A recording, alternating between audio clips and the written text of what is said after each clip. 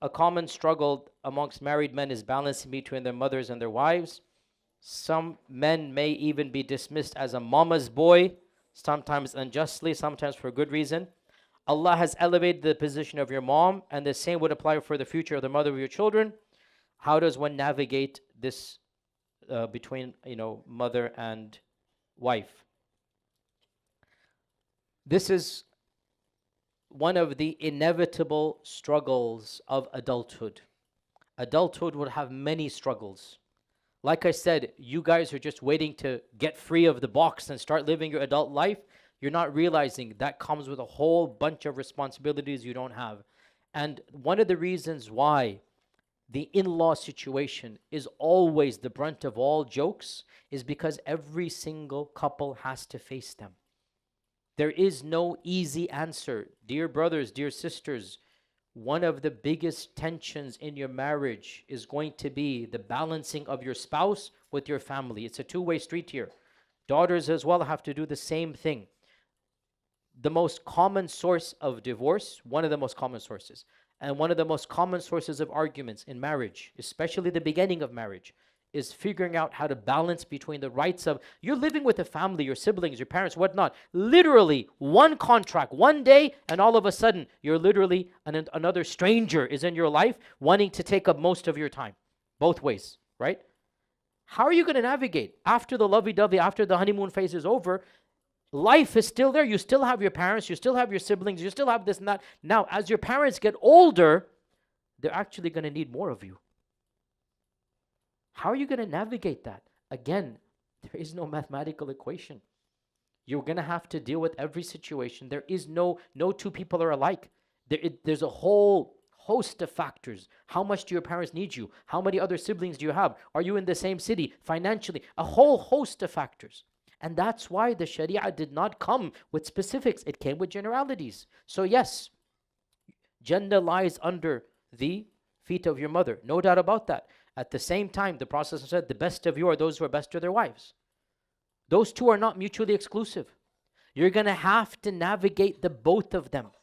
And I cannot teach you how to navigate your particular journey because nobody will be walking in your shoes other than you.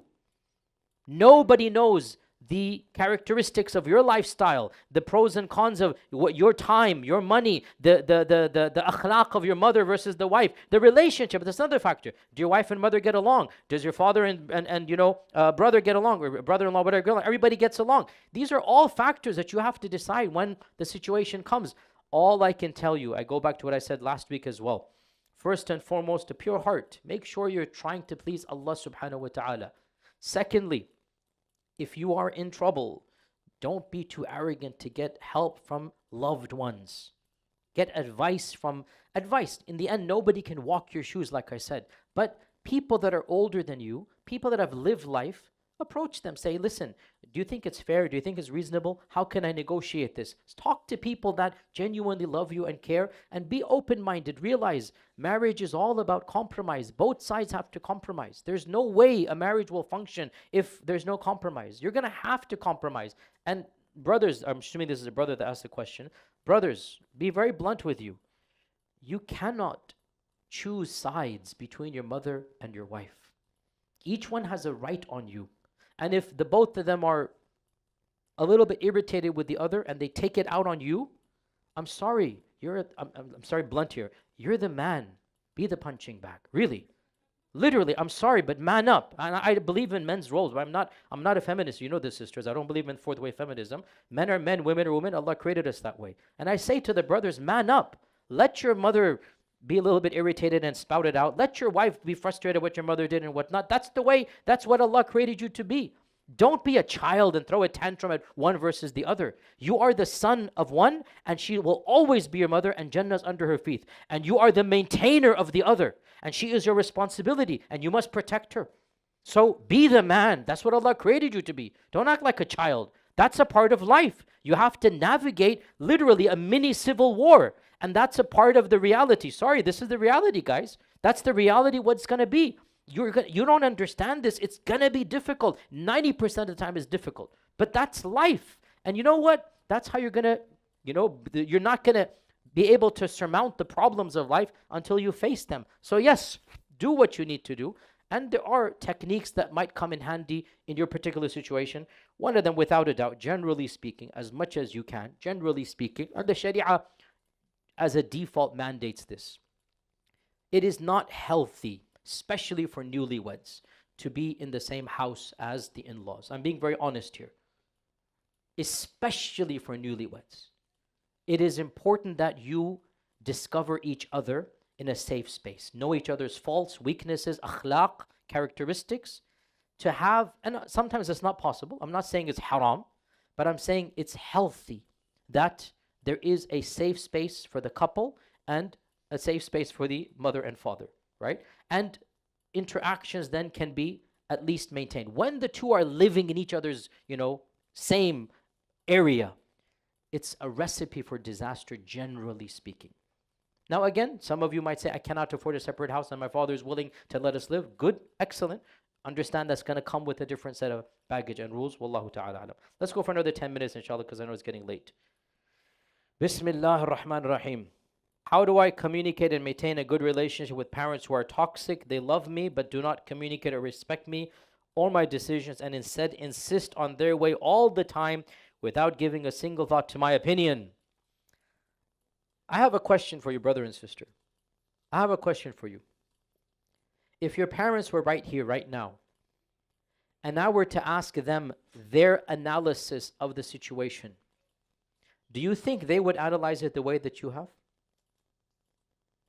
And I ask this because I want you to start going back to something I said many, many weeks ago. I know many of you are new, but those of you that are attending from the beginning, I said this many weeks ago, I think 2 months ago when we started. Ultimate truth is typically attained by allowing competing narratives of truth to engage in conversations with one another. I repeat, I want you to understand this point. Ultimate truth, if you can ever attain it, which is a big if, ultimate truth is typically attained by allowing competing narratives of truth to engage with one another. Do you understand what I'm saying? When you are adamant about looking at the world through your lens, that is one version of the truth. Your parents have another version of the truth. The best way to find the common ground and compromise, start looking at the world through their lens. Understand why they feel the way that they do. And then ask yourself, if you had their background, their knowledge, their paradigm, their epistemology, their upbringing, what could you do to better the situation you're in? And approach them with that. Number one, okay?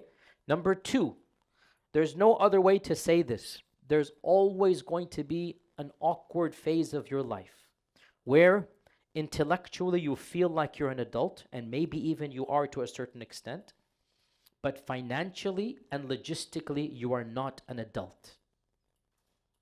Most of you might be in that situation right now. You're living with your parents. You need to use their credit card for insurance and the bills, okay? If that is the case, then there is no easy way to overcome this phase unless and until you are fully independent. And that time will come, sisters and brothers. It's only a matter of time. How long are you going to be in this particular phase? I know it seems like forever. Been there, done that, right? It's only a matter of time before you break away and you become fully independent, and your parents might not like what you do, but they cannot enforce it on you. And you have the right to then rethink through and negotiate that relationship. So there is a light at the end of the tunnel. But let me tell you, when you get there, you will miss, believe it or not, being in the phase that you were in. Because with that light at the end of the tunnel also comes a whole host of problems and responsibilities that you currently don't have.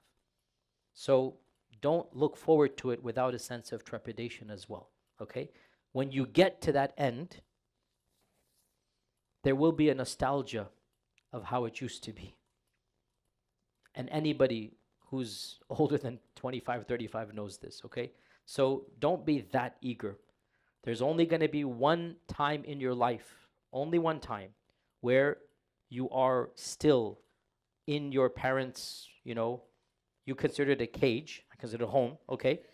Once that bird is let out, once you become free, you will never come back to your parents' house the same. You will come back as a visitor. And you're going to miss a lot of that connection and that nostalgia and whatnot. And then life is going to get even more tough after that. So all I'm saying, it is a phase. You have to negotiate it. There's no easy way to do so. And again, go back to what I said 20 minutes ago. Don't ask a sheikh, how should I treat my mother and father to do this? You have to use your common sense here. The goal is you don't disrespect them. You're never allowed to disrespect. You are allowed to negotiate. You are allowed to try your best to persuade them. You're allowed to, try to find a middle ground. You can never be disrespectful. And in the end of the day, you are not obliged to listen to your parents about the minutiae of your life that does not affect them. Okay? You're not obliged to fiqh-wise. But meaning, for example, your career. Okay? Your mom wants you to be a doctor. And you're like, I don't want to be a doctor. Are you obliged to listen to your mother? It's your life. Even the Sharia says you don't have, it's your life. How can she dictate the rest of your life for you? Right? She cannot force you wujuban, as wajib. But then whatever I say, you still have to deal with the emotional reality of breaking your mother's heart. Right? That's a different topic altogether. Same goes for all the rules and the restrictions that parents place on you. If it's reasonable, then you have to obey them. Okay? Sisters, if your father says, come home at this particular time, that's a reasonable condition. Sorry, but it is. It's a reasonable condition. He's worried about your safety, right? That's a reasonable condition. But if they ask you to do something that is not of benefit to them, like I said, a career choice or whatever, or forcing you to marry, no way, no way. Nobody can force you to get married. That's your life here at the end of the day, right? So you don't have to listen to them. But the reality still of the emotional, attachment they have or the trauma that they have, nobody can help you in this. That's a part of life, and we all navigate. We all live through our dramas.